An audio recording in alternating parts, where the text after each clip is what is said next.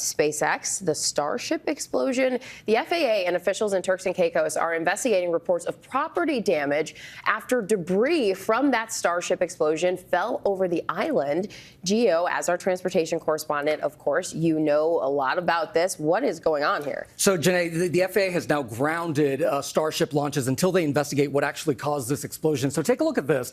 This was the 7th launch for Starship, about 8.5 minutes after liftoff. The vehicle just exploded. Look at that. Whoa. These images were captured by someone who was watching from the Bahamas.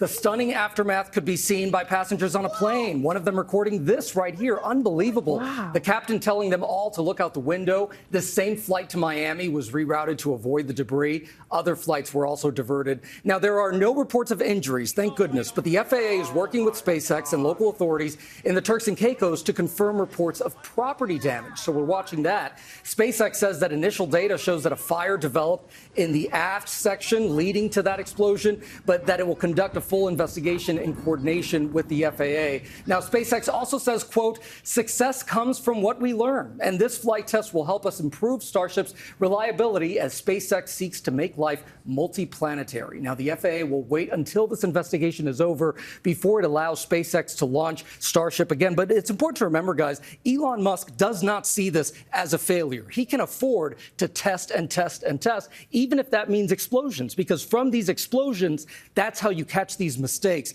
to hopefully avoid any tragedy once you put humans on board.